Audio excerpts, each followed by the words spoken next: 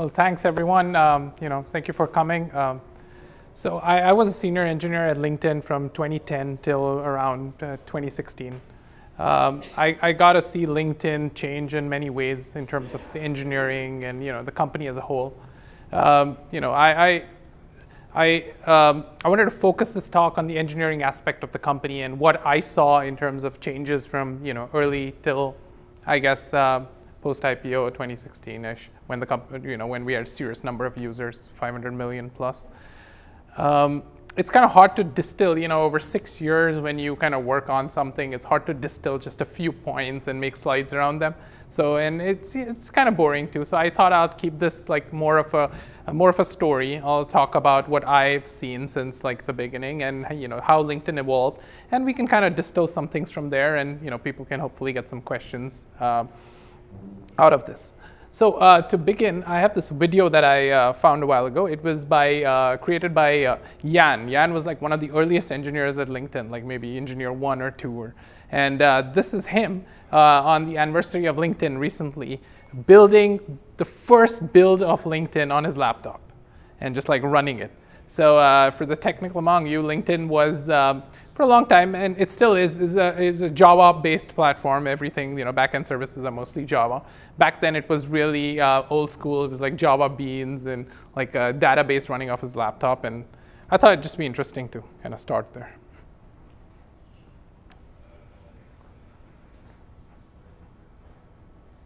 Jean-Luc was another engineer who became CTO later. Jan is actually a musician now, electronic musician, so there's actually a good track to this, but it's not playing.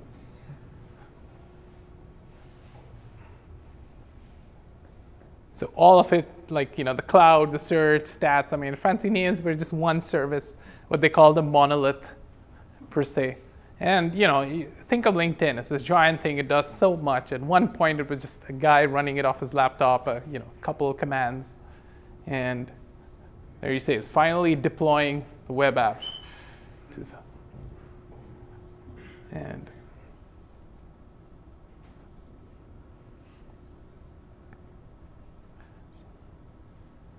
you can actually hear the track in the background, I guess. I don't know how to increase the volume. And hopefully his browser should.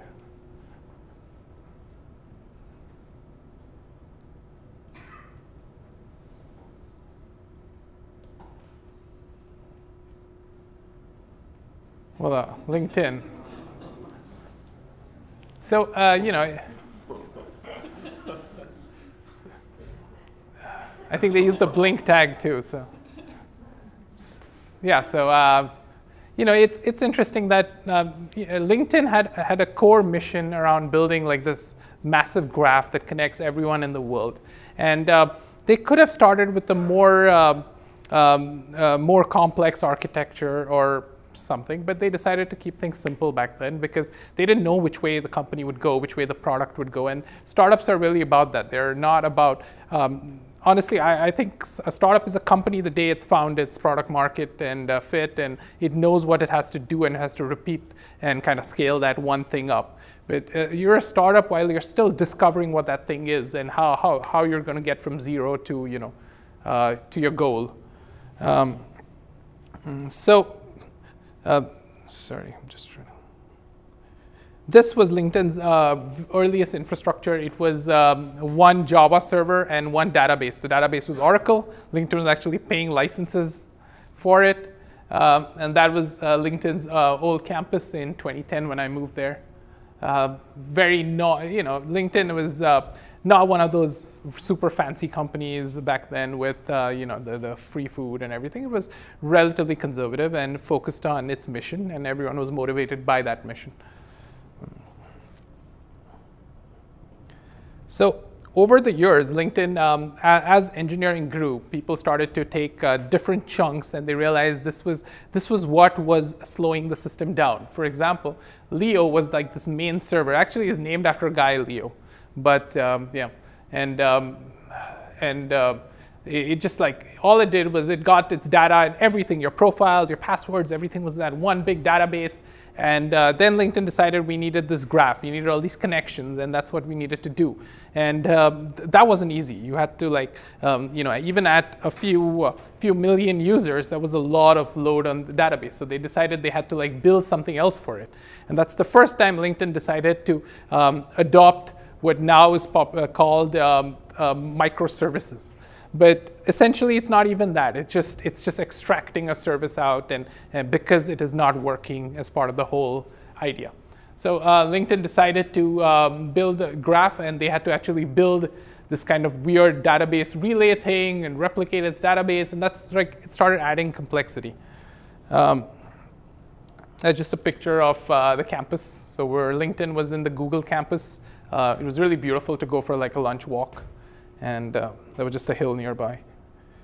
Over time, like LinkedIn, as more teams joined in, there were more users, more features. LinkedIn decided that it was time to kind of extract out certain things and hand them over to certain teams and let them focus on it. That's actually why LinkedIn adopted a more complex architecture. It was there were two reasons for that. One, individually pieces could be scaled up as their need grew, and a team could then focus and independently focus on something and not have the rest of the company kind of waiting on them or stuck behind them. So that's the first time LinkedIn expanded its architecture, and it added something called the mid-tier.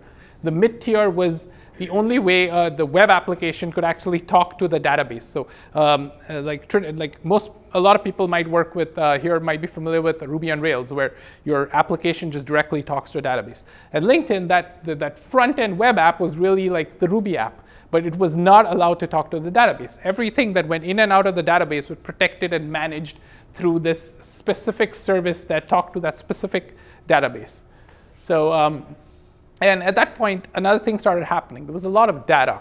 So people changing passwords, people opening emails, people creating connections, just anything anyone did on the entire site was considered like an event, a data event. And you could throw that away, but I think LinkedIn realized it was valuable, and every little action needs to be held on to, categorized, and used at some point. That's where LinkedIn started working on this thing called Kafka. And remember, this is pretty early, 2011. There weren't so many services that actually, today there's a lot more options. But back then, it was important that LinkedIn had to build some of these things themselves. The database, LinkedIn depended on, we called it the source of truth, and we depended on something that was credible. We didn't want, any experimentation with that. So one thing I learned there is about, what I learned there was that engineering and actually, is also about managing risks. It's not always about going for something fancy or shiny, like a new NoSQL database that maybe is faster or whatever, because that data is valuable, and that's the only place it's kept. So we wanted to choose something that's rock solid that would not require us to wake up at night and run around trying to manage the whole thing. So LinkedIn also decided that it needed other kind of data stores. So while the database was the main source of truth, there were other needs we had. Like we would build we would do all these computation on Hadoop, which was our distributed cluster, and we needed the result of that computation available to the website, quickly. And we decided that we needed a key value store for that. So Waldo was LinkedIn's key value store. It's now open source. I think everyone can use it. So that was built around the same time that the microservice architecture started people started building that. I don't know how many of you are familiar with Kafka, but Kafka is a real innovation that came out of LinkedIn. It was a giant data bus. So everything at LinkedIn, every event, every time you open a site, you open the app, you click on something, you change something, it generates an event. That event is cataloged and it's defined, and that event it flows into what we call the nervous system of the nervous system of LinkedIn. It's called Kafka.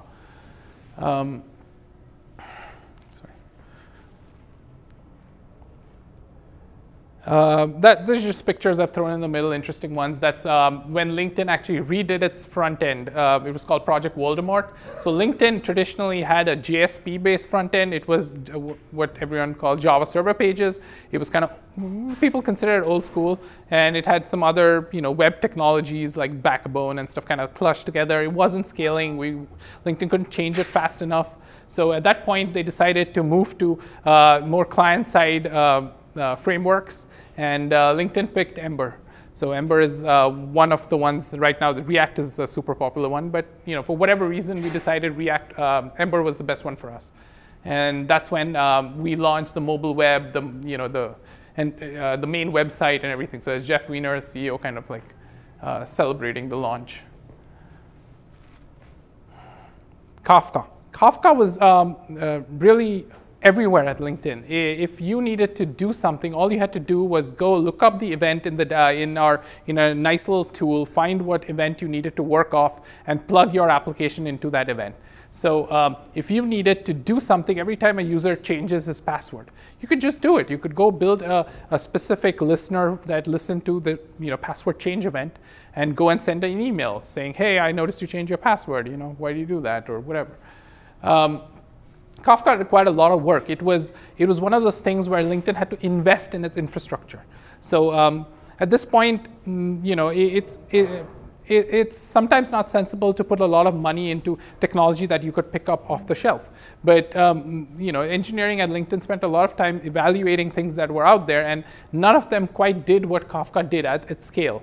If I remember clearly, probably there was like a trillion events flowing through it every day or something. And that events were kind of stored in Kafka too, so if you did not get it, you could always go back 7 days and get it. So it was a lot of data to manage.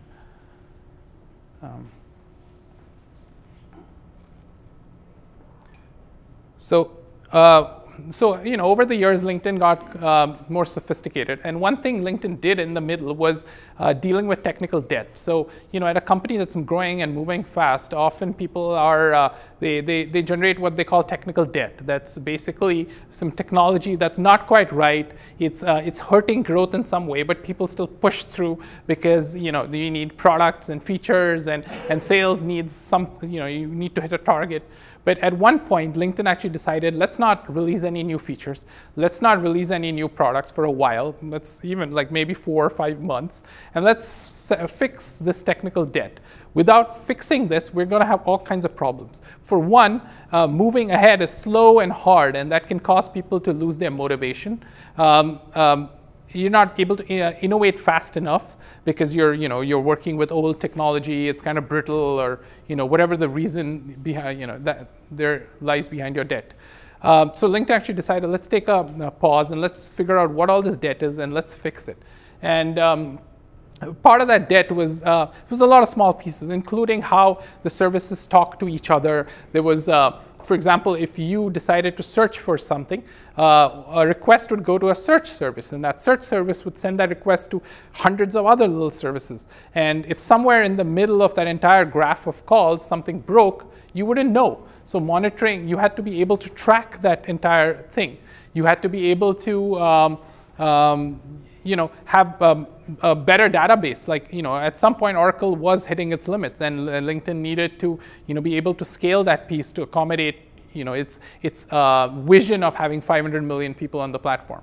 The graph, what LinkedIn called the cloud, wasn't quite keeping up, so that needed to be more extensible. So there was all of these like pieces, and the front end, that LinkedIn finally did change. So all of that required a massive effort over months to kind of clean up. Additionally, LinkedIn's code base was it was one big monolith. So I think we learned this from Google, but what LinkedIn did was all of its code, its mobile code, its every possible piece of code was in one repository. With a lot of advantages to that, and there were some disadvantages. So we had to take another look at that and move certain pieces out and leave some in. Also clean up some services, yes. No question, where Kafka plays here on the server side, I guess, isn't it? Yes, so Kafka is a server-side technology. In this graph, so what we're looking here is LinkedIn's new thing that it called Restly. this was how all the services talk to each other. So so the way LinkedIn worked was we had our own data centers. And all these data centers had these racks of servers. And these servers had switches and routers, and you had to it was all this complexity. And every time a request had to go, load balancer, sorry, that was another big piece of hardware everywhere. So every time you had 50 web servers and you had to send a request to one of them, it had to hit another piece of hardware called a load balancer, and then that load balancer would pick a server and send it there. So we wanted to get rid of all of this complexity. So LinkedIn moved to RESTly, which did something called client-side load balancing. This was pretty cool. For me, I never imagined something like this could be built. But every time a request had to be sent to a server, the client sending it would then talk to something called Zookeeper, figure out how many servers exist, what is the load on these servers, and which is the best one I should send it to. So now this entire piece of infrastructure in the middle called a load balancer, and obviously thousands of those just disappeared, and the requests were way faster. Also, we started gathering information about how much time these requests take, which one's failing, which request then gets forwarded ahead to another server. So there's all this tracking. So this was a lot of complexity, honestly, even to code and manage and all of that.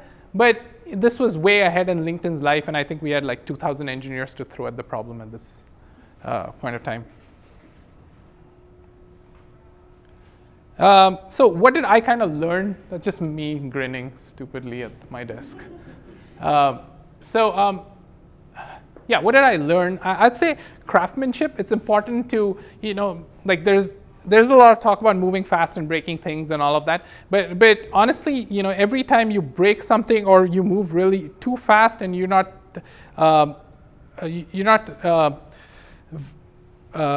giving enough thought to your code or writing enough tests, you're actually hurting yourself. You're slowing yourself down in the long run. So LinkedIn always promoted code craftsmanship, where take ownership of your code, write it in a way that someone else working on it will not be cursing you, and and write it so that if you come back to it 10 months down the road, it's still readable. You know what you're doing. It doesn't have to be complicated. Don't try to be fancy. Just try to be clear and readable. Technical debt. Technical debt is it very often happens at companies. I've seen that there's a lot of pressure from product or sales, and engineering does not get a chance to fix this technical debt. And somehow you might hit that one point, but what you don't realize, you are slowing down. And you're just slowing down. You're you're potentially going to lose people down the way. Someone else who takes care of their technical debt might out-innovate you because they're just moving a lot faster. Data is everything. So just, there's a lot of times people just throw away data, but data is valuable. Everything that's happening within your app, you should be able to leverage it, store it, manage it. You can build products out of it. Like LinkedIn has built several products from the data that just flows through the systems, like people you may know. A lot of that is driven by interactions that happen across the site. For example, maybe someone searched for you, and that might, and then he looked at your profile. Maybe those things are signals into the fact that you might know him. So, that was not the only product. There were products around university pages and products around who are distinguished alumni at certain universities. All of those were driven by data that LinkedIn had stored over years.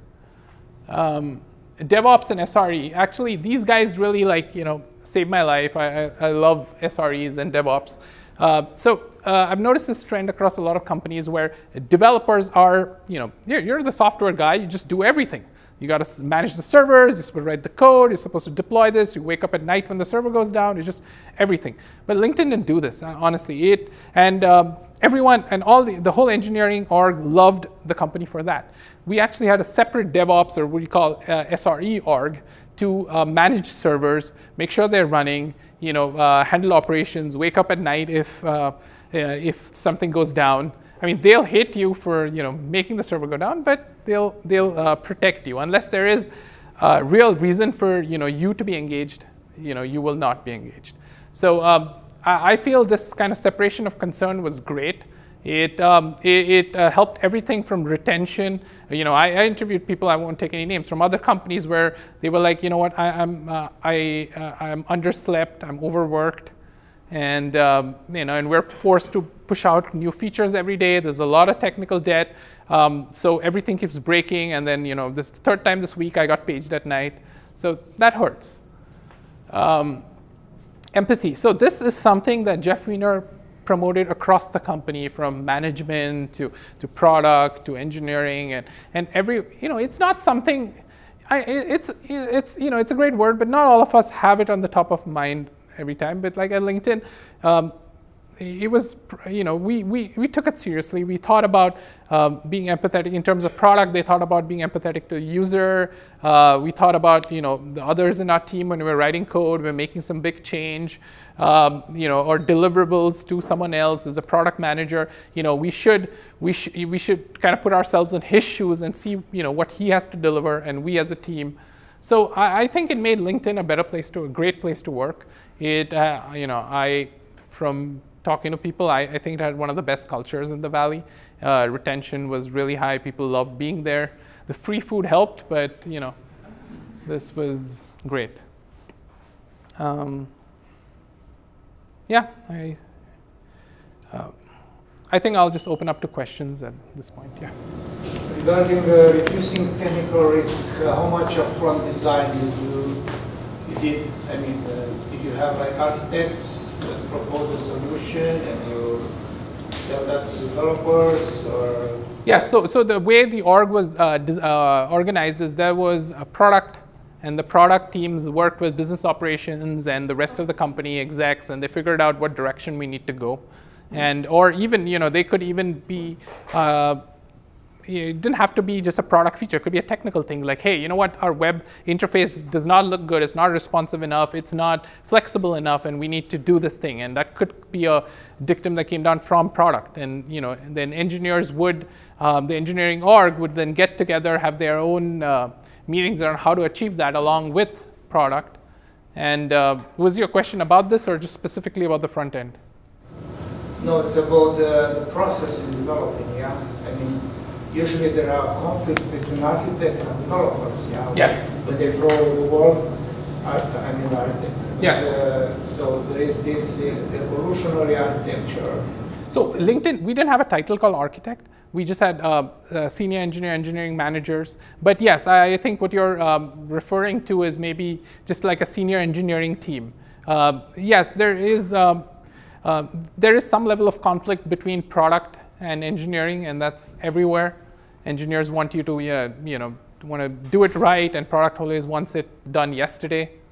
So, so that has to be managed, but I think empathy helped somehow manage that a little bit. Yes? So I'm curious about the networking aspect of going from the laptop to actually the people using application for the first time, because especially in 2010, it wasn't just a matter of how much balance you have on your credit card to just, you know, not to accept that much traffic. You have to think, can your switch handle that much packets when you plug the database in? Can your Ethernet cables even be fast enough? You know, it could be something as stupid as someone didn't crimp the end of RJ45 carefully enough and the data slows down. So what was that like? So we were, you know, the software engineering teams were basically purely software engineering teams. So LinkedIn had that separation of concern. So we didn't ever touch the databases. We never went, we never touched the hardware. We never went to the data centers. Initially, I know we were, we did not have our own data centers, but over time, we actually had our own data centers. So what was the bandwidth allocation? Because I think with data center, you have to like, figure out your bandwidth stuff. And yeah, but like, so when I said we worked off a single database, it wasn't exactly one database. It was one database with a lot of replication. So there, you know, might have been one point to write it to, but it got replicated across. And that's where Kafka and stuff helped, because one change to a database triggers a Kafka event, and that kind of updates so much. Like 15 other database tables could be updated, a key value store could be updated, you know, 15 things could change. In terms of like performance, you know, at the top level, we would measure how long a request to a service took.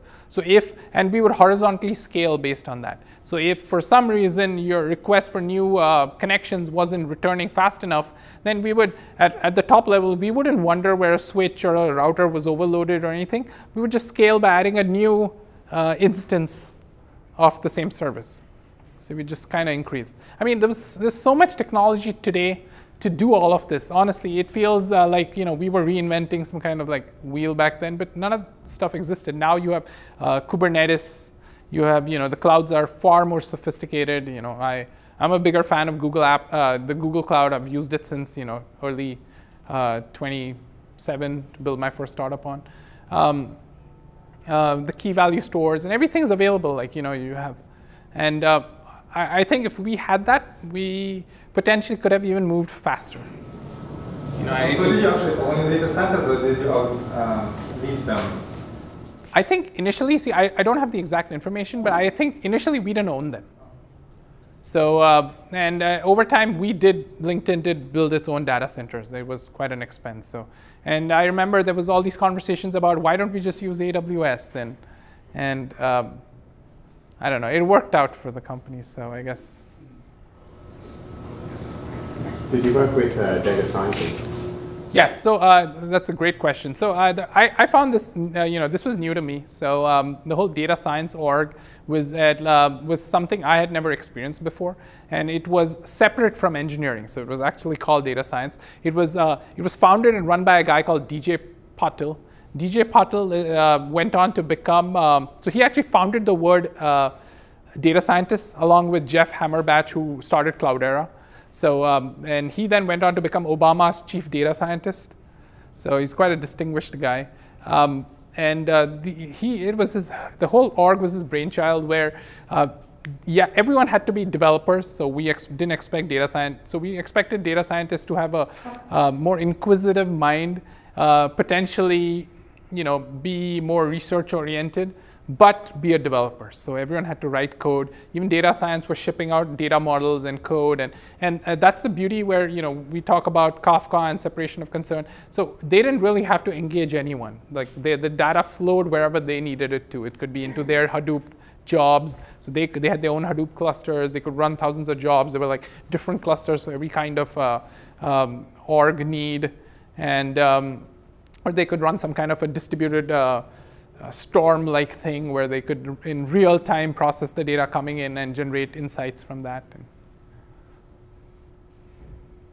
yeah. Would you be able to elaborate a bit more about the internal process of Zookeeper in respect to talking to multiple clients at the same time and making the decisions? So Zookeeper is essentially a synchronization service.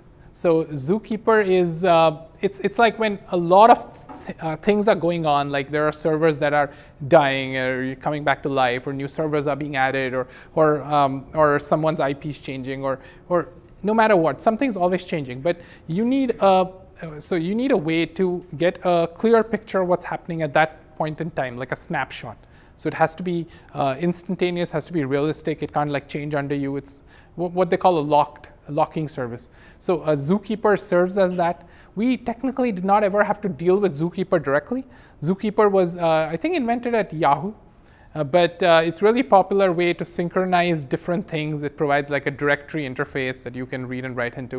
And it was mostly really low level, like our data infrastructure. So we had this org called data infrastructure. So data infrastructure focused on infrastructure pieces, like they built RESTly, they built this new database infrastructure called Coffee or Cappuccino, I think, if I remember right. And they're the ones who built Kafka. Kafka, in fact, has become so popular that it's now spawned out and become its own company called Confluent by the founding team, Neha and Jay. So the data infrastructure org actually was the one, they had individual services that used Zookeeper under it. The popular one to use now out there is called etcd. It's really popular, a lot of services. It's much easier to use and people tend to use it, but yeah.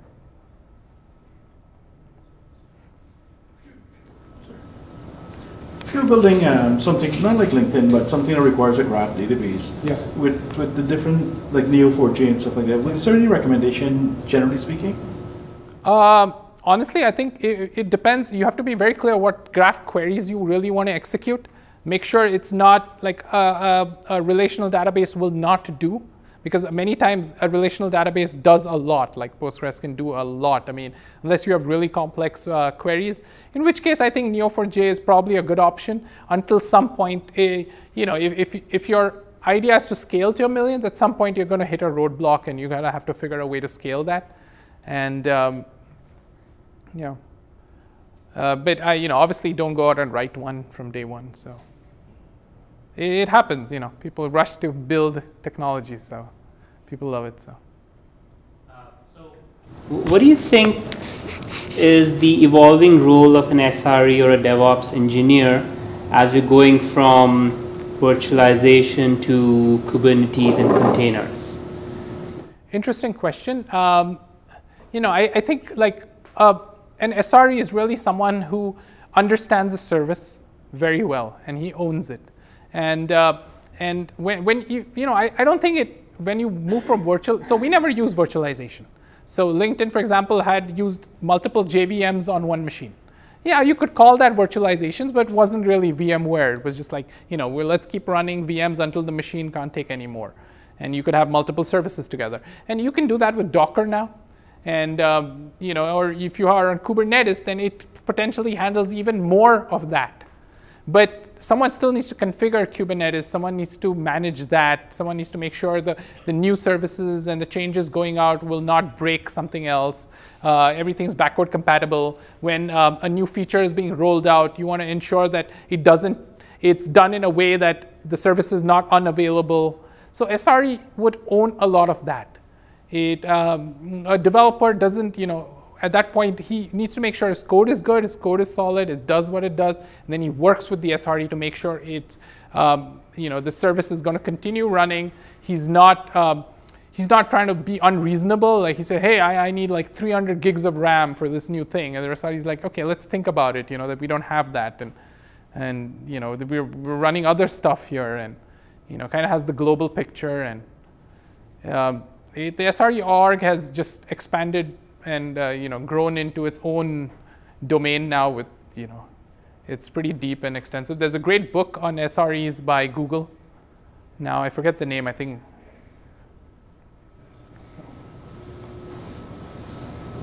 Sorry, yeah. Did you say at some point to switch to Ruby as one of the platforms? LinkedIn did not switch to Ruby. Okay. But honestly, LinkedIn did a lot of experimentation because we had all this data. We could have built so many kind of products, right? We had hack days internally, and people always came up with interesting ideas. So let's build a carpool app. Let's figure out, you want to work at Google, so let's figure out the people driving down from Cupertino to Google. Maybe we'll carpool you with them, and you can talk to them. So there were all these like interesting ideas, and honestly, try to build it on like a Java stack. It's you're done with the idea. You're like bored halfway through. So that was kind of my question, because I wasn't sure what. So LinkedIn did. Long story short, they did use Ruby, but it was never really publicly out there as a service that we launched in a big way. A lot of these internal features were tested, tried, but okay, LinkedIn then at some point decided, let's focus on the winners. Let's not do every little thing. And so it doubled down on their core products, and all the engineers were, even with 2,000 engineers, I mean, you'd be surprised. We had less engineers working on things than competing companies. Like we were for ads, right? Our ad business was big, and I was part of the ads engineering team. We built a lot of the ad serving stack. And the team working on it might have seemed big, but if you look at what Facebook was throwing at their ads business, or Snapchat or Google, it was 5 times the size. So we needed every hand on deck. Yeah, so my question then is, what is the decision process for going from a mature technology like Java? You say it's old school, but it's mature in that it solves 90% of the problems, so you can focus only on your innovation, and then go into an immature technology where you have to reinvent basic things like login stuff that has existed in the 90s. Like, what's the decision process there? So what would you term immature technology? That doesn't have all the frameworks and the community and understanding and solve design patterns. Yeah, no, I would say like Java, for example, did have all of that.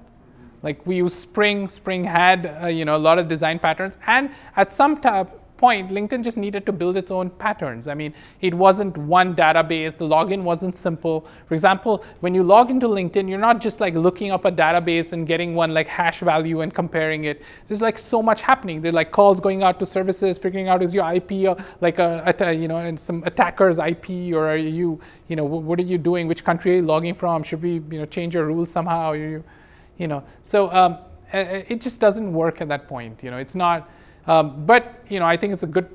I think you should find a service that gets you started. A framework that lets you start quickly and deliver value as fast as possible, and not invent these things. Personally, I mean, Can you talk a little bit about your decision to move north to Canada and juxtaposition a little bit the immigration system both down south and up here?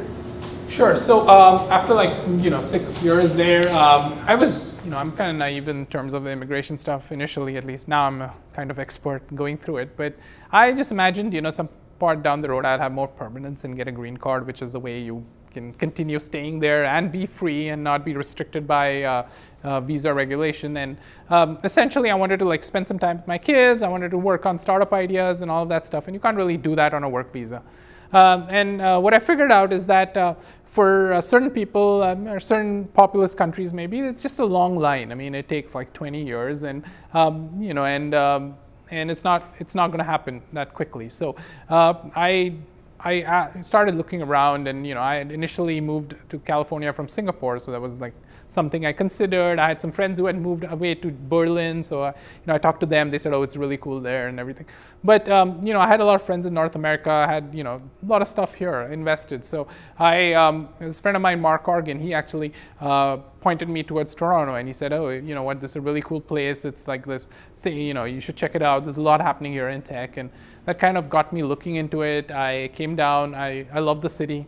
People in Toronto think it's expensive, but honestly, when coming from California, it's cheap. So it was a lot of fun. The city, we loved it. We were there on TIFF and stuff, and we decided this is a great city for me and my kids. We moved, and the cold, I wasn't too worried. I did my college on the East Coast, so I was okay with it. But that was a concern, honestly. Everyone I talked to about Canada, they asked me about the cold. So I'm like, "You lived in New York. Why are you asking me about the cold?" He's like, "Yeah, but it's Canada." It's like, what?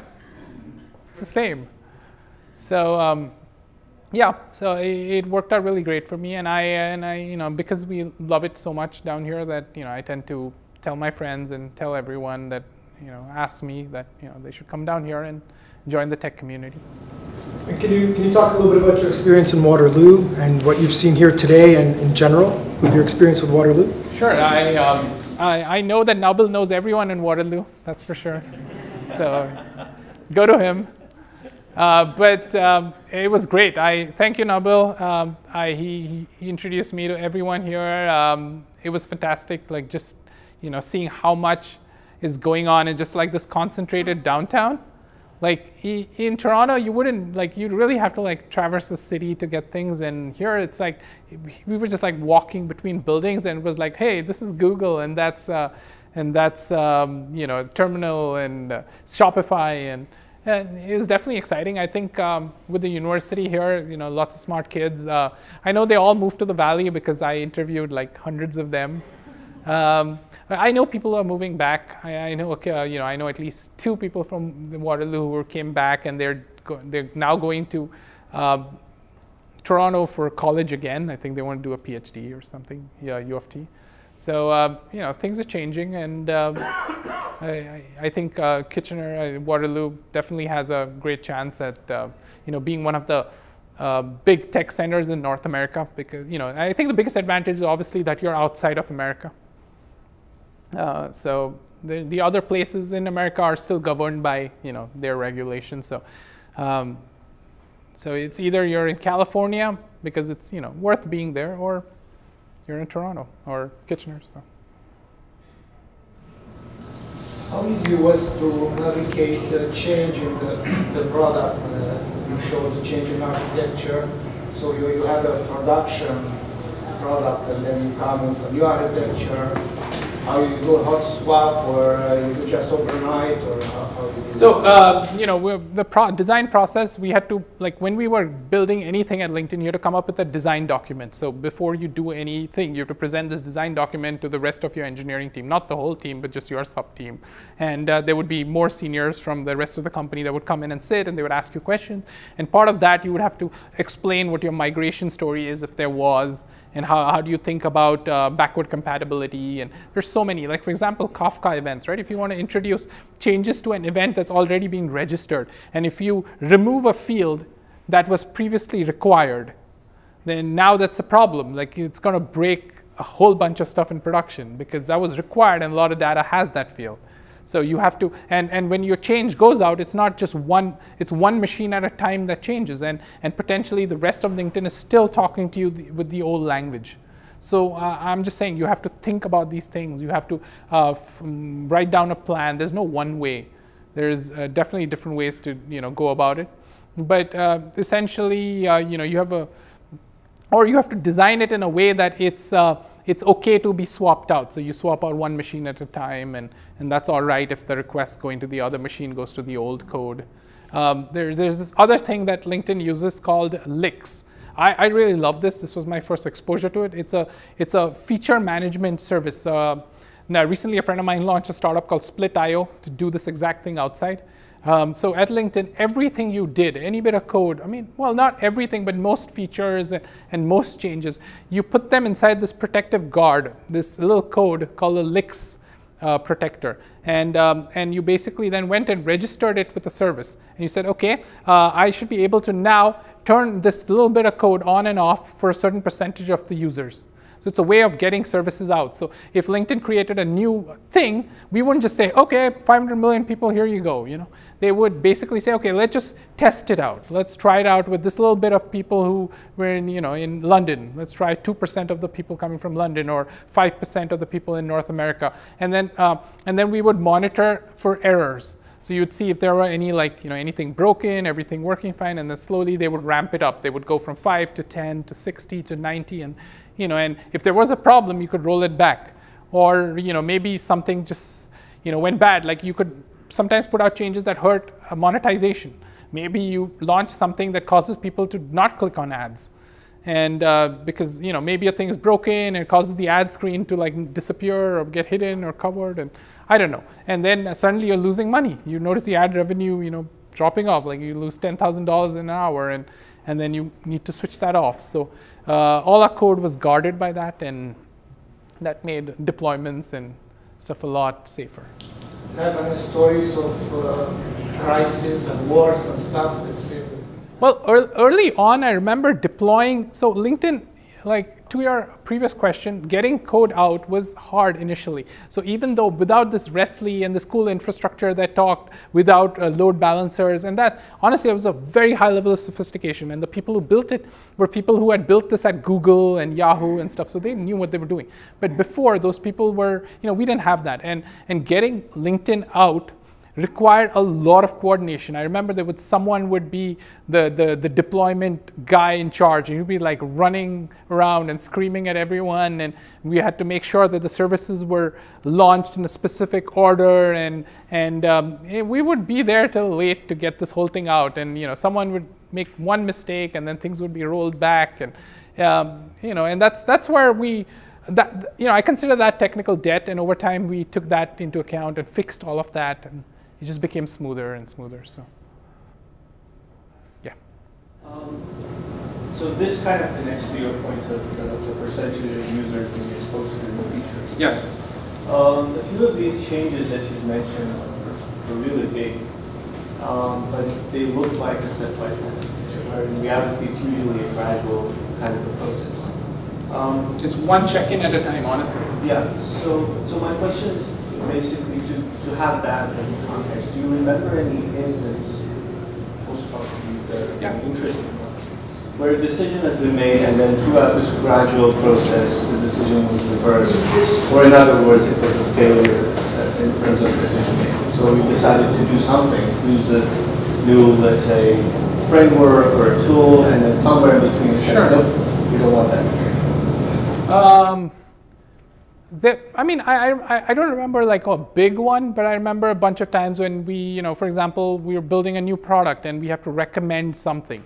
And then we decide that, yeah, we go talk to data science, and they're like, yeah, we have a list of your favorite connections based on this model we've built, and we know who are the people whose profiles you look at and stuff, and so we've decided these are your favorites, and here's an API, you can just call it and get that list of people.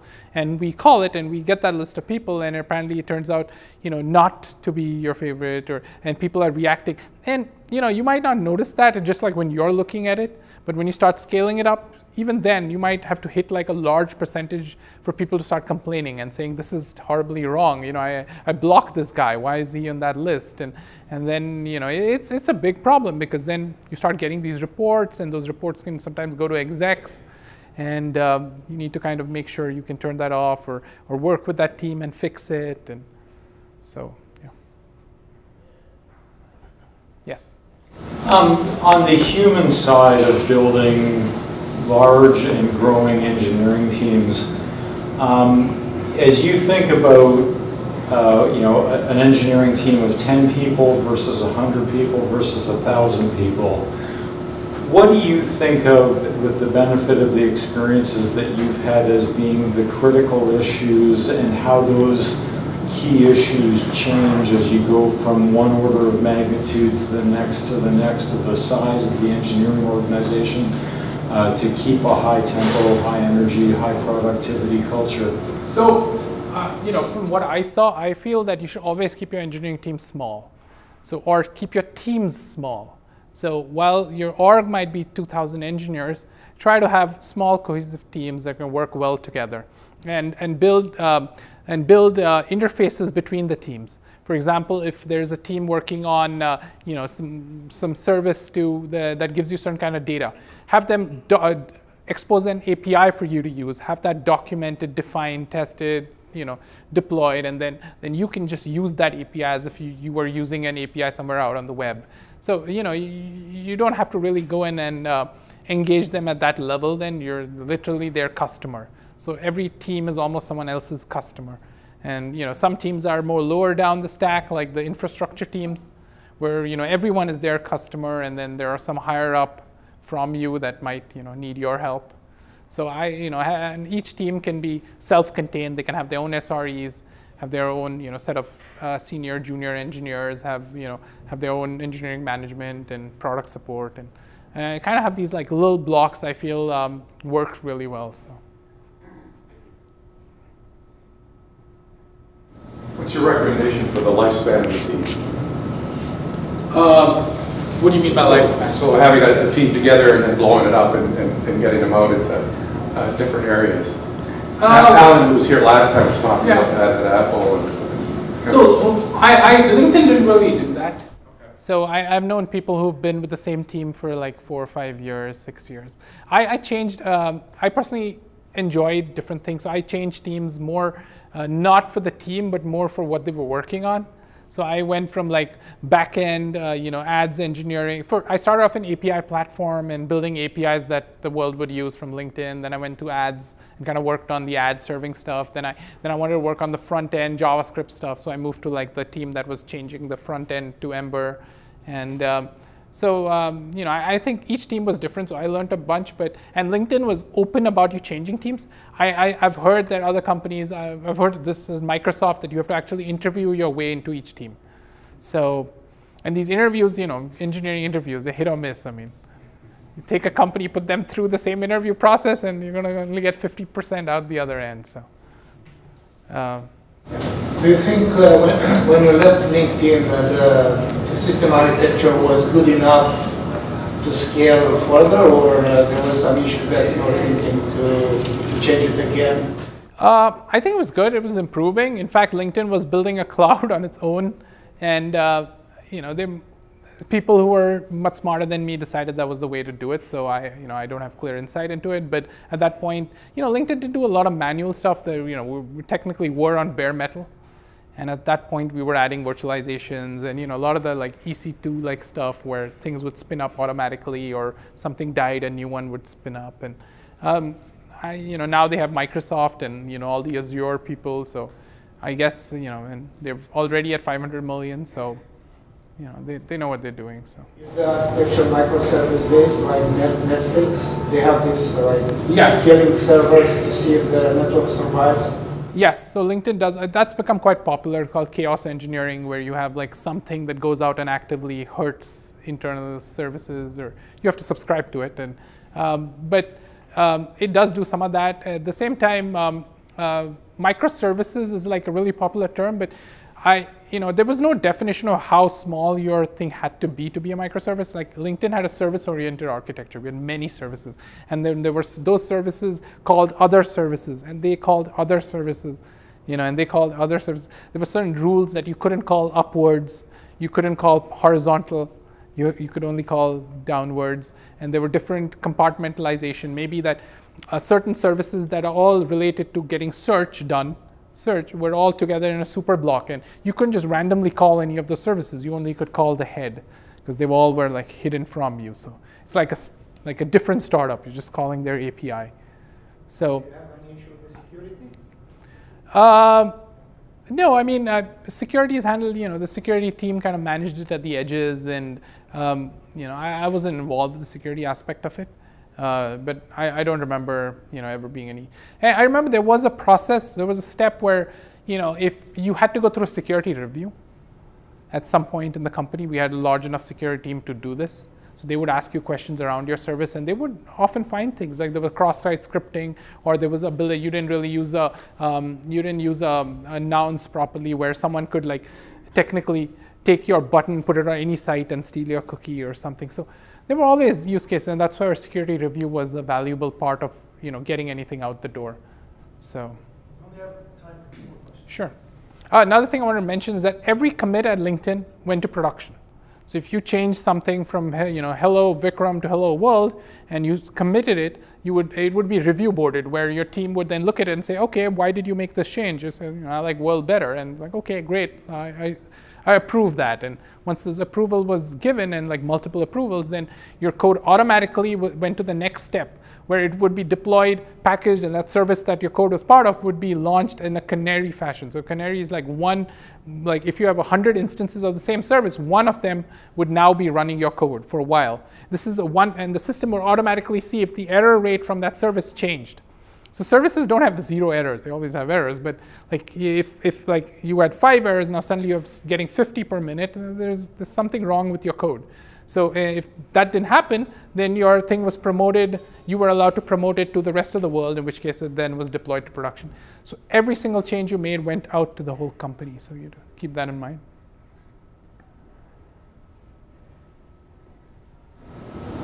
How the Microsoft buy of LinkedIn, do you think changed the product, or do you see any changes? As far as I see, no. They're integrating with LinkedIn. I think LinkedIn has a lot of valuable data that they could expose.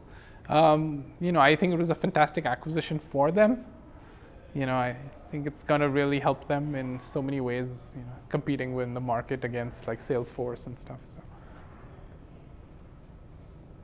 It was also the culture. I think Microsoft wanted LinkedIn for its culture and its leadership.